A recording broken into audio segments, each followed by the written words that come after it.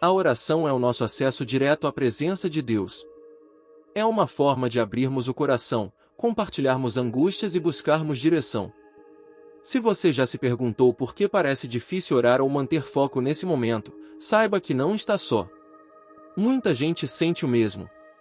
É fácil sermos distraídos, cansados, ou até desanimados por não vermos resultados imediatos.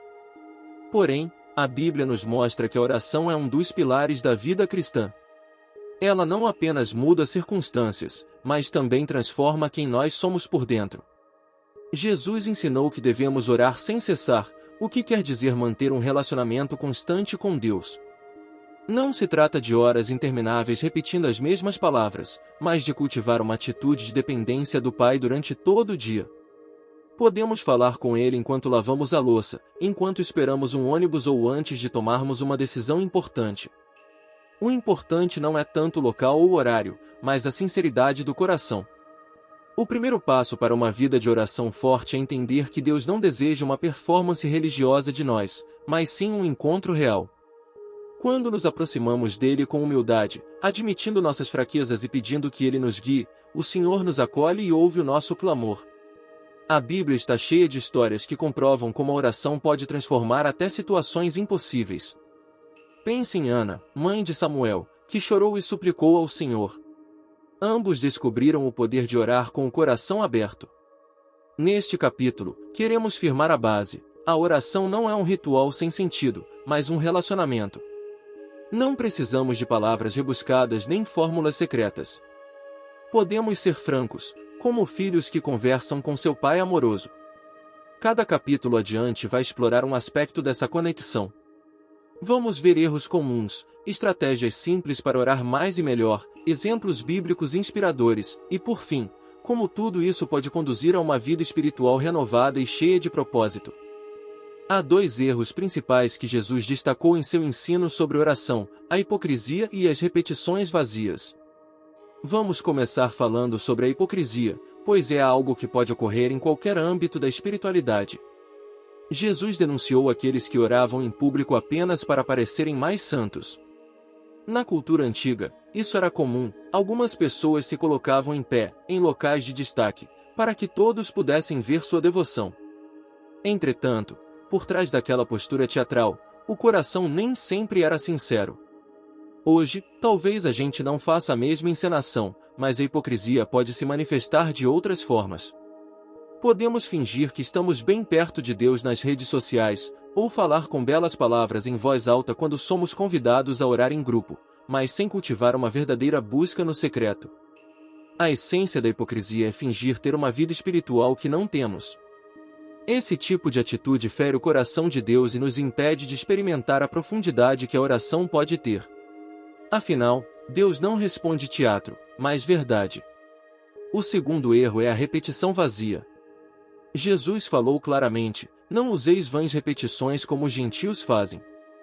Significa que não adianta recitar frases decoradas acreditando que a simples quantidade de palavras vai fazer Deus agir. Ele já conhece cada detalhe da nossa vida antes mesmo de falarmos. O que ele deseja é que conversemos de forma genuína, abrindo o coração. Não há problema em orar várias vezes pelo mesmo assunto, mas a diferença está na sinceridade. Se pedimos repetidamente sem pensar, como um mantra mecânico, estamos fazendo uma reza que não nos conecta de fato com Deus. Para evitar esses erros, precisamos fazer uma análise honesta de nós mesmos. Antes de orar, questione: estou fazendo isso para impressionar alguém ou para buscar verdadeiramente a Deus? Estou repetindo algo sem sentido ou expressando o que realmente sinto? Essas perguntas nos ajudam a manter a pureza de intenção. A oração mais simples, porém honesta, vale muito mais do que um discurso religioso cheio de floreios. Deus está olhando para o coração, não para o nosso poder de retórica. Uma dúvida comum é: existe horário certo para orar? Preciso ficar de joelhos o tempo todo? Na Bíblia, não existe uma lei determinando a hora exata ou a postura perfeita para orar. Há exemplos de pessoas que oraram de manhã, de tarde ou de noite. Algumas se ajoelharam, outras ficaram em pé, outras se prostraram com o rosto em terra. Na verdade, a essência é a sinceridade e a constância. O apóstolo Paulo escreveu: orai sem cessar.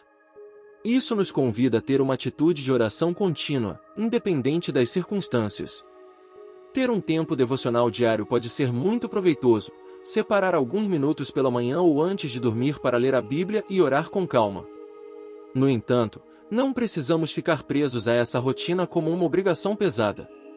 O importante é que a comunhão seja algo vivo e presente ao longo do dia. Se você estiver no trânsito, pode orar mentalmente. Se estiver em casa, pode falar com Deus enquanto realiza suas tarefas. Podemos também orar em grupo na igreja, participando de momentos de intercessão com os irmãos. Uma prática recomendada é manter um caderno de oração. Nele, você anota seus pedidos, agradecimentos e motivos de louvor. Isso ajuda a organizar os pensamentos e a perceber quando Deus responde. Às vezes, estamos tão ocupados que nem notamos as respostas que chegam. Ao escrever, desenvolvemos um hábito que reforça nossa fé.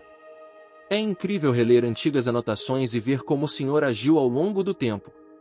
Por fim, lembre-se, não há lugar proibido para orar. O quarto secreto de que Jesus falou pode ser, literalmente, um quarto, mas também pode ser seu íntimo, enquanto você caminha no parque ou espera por um atendimento.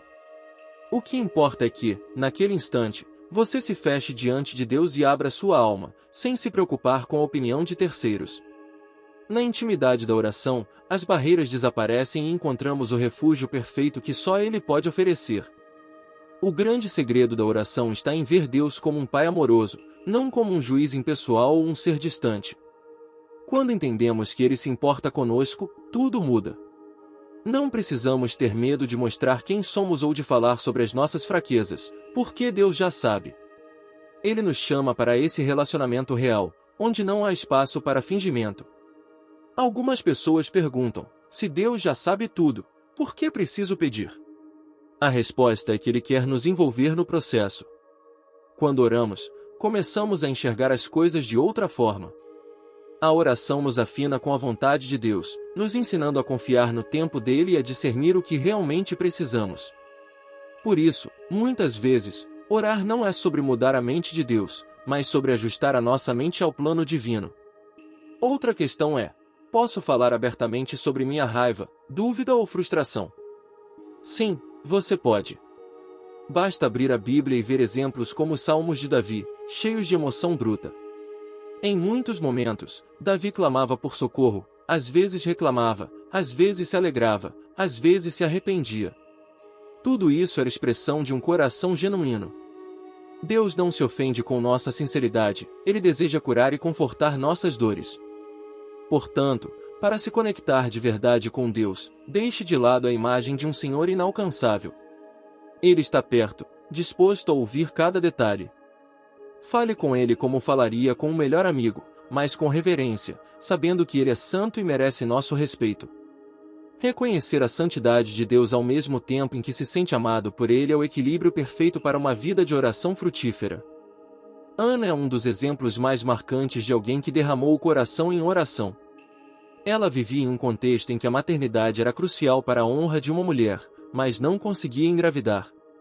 Além disso, sua rival, Penina, a provocava constantemente, o que aumentava a dor. Vemos que Ana foi ao templo e orou com tamanha intensidade que o sacerdote Eli achou que ela estivesse embriagada. No entanto, Ana explicou que estava apenas derramando a alma diante do Senhor. Ela não tinha medo de chorar, de mostrar sua angústia. Nessa sinceridade, fez um voto: se Deus lhe desse um filho, ela o dedicaria para servi-lo. O sacerdote, então, a abençoou. E o milagre aconteceu.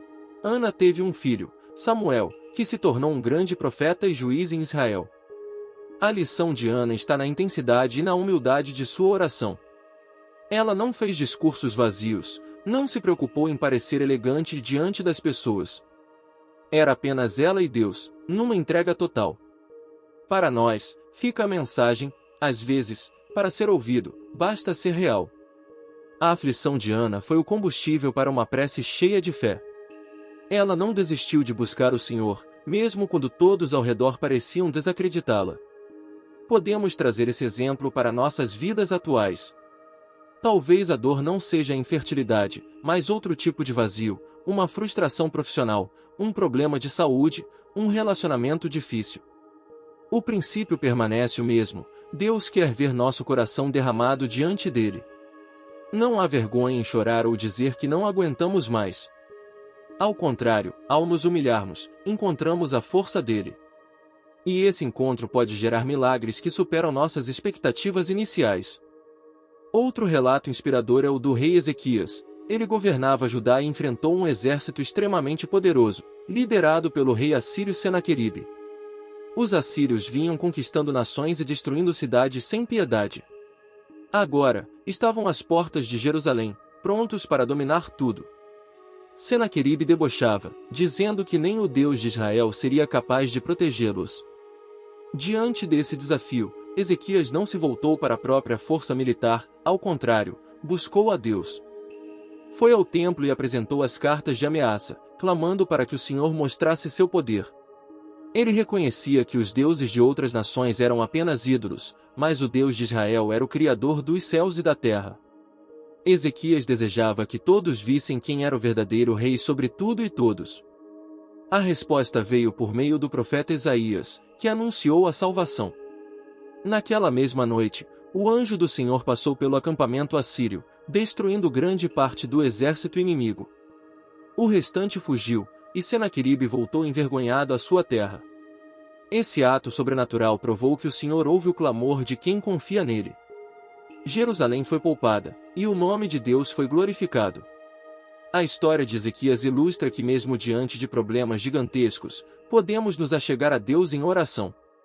Talvez as tropas que ameaçam sua vida hoje sejam crises financeiras, problemas familiares ou doenças. Lembre-se de que o Senhor continua sendo o mesmo Deus poderoso de ontem. Quando nós voltamos a Ele, reconhecendo que nossa força é limitada, abrimos espaço para Ele agir de forma que vai além do imaginável. Talvez você se pergunte, mas, se não devo repetir fórmulas, como posso ser persistente na oração? A resposta é que há diferença entre repetição vazia e persistência genuína. Repetição vazia é dizer coisas decoradas, sem envolvimento do coração. Persistência, por outro lado, é manter-se diante de Deus, apresentando os motivos e buscando compreender a vontade dele. É como voltar sempre ao Pai, abrindo o jogo. Senhor, continuo com essa necessidade. Me ajuda a confiar mais em Ti. Jesus contou a parábola do juiz iníquo, para mostrar que devemos orar sempre, sem desanimar. Uma viúva persistiu em apresentar seu caso ao juiz, dia após dia, até que ele, mesmo sendo corrupto, atendeu o pedido dela só para não ser mais incomodado. A conclusão de Jesus é: se até um juiz mau atende por insistência, quanto mais Deus, que é bom e justo, ouvirá os que clamam. Perseverança em oração gera intimidade com Deus. Com o tempo, nossa motivação pode mudar. Talvez, inicialmente, pedíssemos algo sem entender se era o melhor. À medida que persistimos, o Espírito Santo ilumina nossa mente para sabermos como pedir e o que pedir. Às vezes, aprendemos que nossa vontade não é a dele, e passamos a orar: se não for o que tu queres, muda o meu coração. Por isso, não pare de orar só porque a resposta não veio imediatamente. Deus não está de braços cruzados, mas age no momento certo. Entre o já e o ainda não, Ele nos molda e fortalece nossa fé. Essa espera pode ser dolorosa, mas também é onde surgem testemunhos poderosos. Muitas pessoas podem dizer que, nos períodos de insistência em oração, cresceram e entenderam melhor o caráter do Pai. Vivemos em uma era repleta de distrações, redes sociais, notícias incessantes, compromissos, entretenimentos. Fica cada vez mais difícil reservar momentos de concentração. Porém, a oração exige que dediquemos atenção a Deus. Sem disciplina, corremos o risco de transformar a oração em um ato mecânico, enquanto nossa mente vagueia em outros assuntos. Para combater isso, vale a pena escolher um local tranquilo, longe de ruídos ou movimentos constantes, se possível. Se você tem uma casa agitada, talvez precise acordar um pouco mais cedo ou utilizar os momentos em que tudo está mais calmo. Fechar os olhos pode ajudar, mas não é regra. O objetivo é criar um ambiente, ainda que interno, onde sua mente possa se concentrar na conversa com Deus. Se a concentração for difícil no início, tente estratégias práticas, anotar pensamentos em um caderno, orar em voz baixa ou até colocar uma música instrumental de fundo, se isso não o distrair. O importante é trazer sua mente de volta sempre que perceber que está divagando. Em vez de se culpar, apenas retome o foco. Senhor, voltei. Minha mente se perdeu, mas quero estar aqui contigo agora. Com o tempo, você vai notar que fica mais fácil se desligar das distrações. Orar se torna não apenas um dever, mas um prazer e um porto seguro. Quanto mais exercitamos essa prática, mais percebemos que Deus está próximo e disposto a falar. Assim, a oração deixa de ser uma obrigação e passa a ser o momento mais significativo do dia, onde nossas preocupações se rendem à paz que vem do alto. Até aqui, falamos de muitos aspectos da oração, erros a evitar, exemplos bíblicos, persistência e foco. Agora, é hora de integrar tudo isso num estilo de vida. Orar sem cessar não significa passar 24 horas trancado num quarto, mas ter um coração sempre voltado para Deus. Podemos orar de forma espontânea várias vezes ao dia, um obrigado, Pai, pela comida, uma súplica rápida antes de uma reunião, um pedido de ajuda ao sentir raiva no trânsito. Esse hábito de conversar com Deus transforma a forma como lidamos com situações cotidianas. Quando surge um problema, o reflexo natural se torna buscar a Deus, não o desespero. Quando vem a alegria, agradecemos imediatamente. Esse modo de viver cria uma atmosfera de paz, porque passamos a enxergar cada acontecimento sob a ótica da fé. É como se estivéssemos sempre conectados a uma fonte inesgotável de amor e sabedoria. Além disso, a oração nos impulsiona à ação correta. Não basta orar pedindo que Deus ajude alguém em dificuldade se não estivermos dispostos a ser instrumentos para suprir aquela necessidade. A verdadeira oração gera em nós compaixão e vontade de servir. Orar por um parente doente pode nos motivar a visitá-lo, orar por alguém que está aflito pode nos inspirar a oferecer uma palavra de encorajamento. Assim, a comunhão com Deus transforma não só a nós mesmos, mas também o ambiente à nossa volta. Portanto, orar como estilo de vida significa viver cada momento em diálogo com o Criador. Pode parecer algo distante, mas comece aos poucos. Reserve um tempo de oração pela manhã, agradeça pequenas vitórias durante o dia, leia a Bíblia procurando entender o que Deus quer dizer e ore em resposta ao que você leu.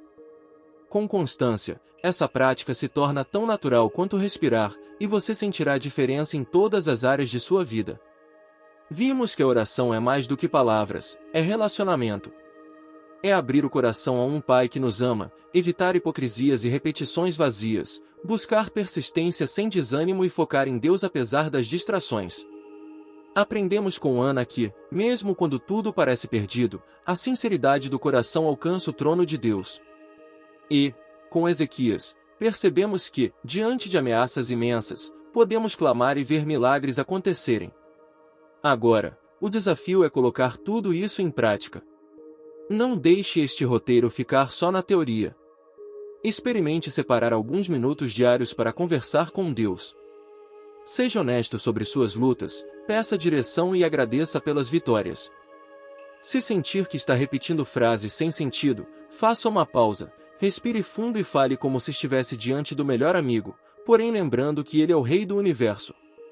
Se você quer aprofundar ainda mais sua vida de oração, sugiro que leia passagens como o Pai Nosso, onde Jesus nos mostra um modelo de oração sincera e completa. Medite nos Salmos para observar como Davi expressava sua alma em momentos de alegria e de tristeza. E lembre-se de que Deus não espera a perfeição, mas verdade. A cada tropeço, volte-se para Ele e recomece a caminhar. Finalizo convidando você a se inscrever neste canal, caso ainda não tenha feito, e a compartilhar este conteúdo com alguém que precise de uma palavra de esperança. A oração pode mudar destinos, restaurar corações e trazer luz onde há trevas. Ore comigo agora. Senhor, eu te agradeço pelo dom da oração. Ensina-me a falar contigo de forma verdadeira, sem fingimentos ou repetições vazias. Ajuda-me a perseverar, a confiar e a entender tua vontade. Que cada pessoa que ouça estas palavras se sinta motivada a orar mais e a buscar a tua presença em todos os momentos. Em nome de Jesus, amém. Que Deus abençoe sua vida e que esta mensagem ajude você a trilhar uma caminhada de fé mais profunda e satisfatória. Lembre-se de que a oração não é um fim em si mesma, mas a ponte que nos une ao coração do Pai. Siga orando, crendo e crescendo.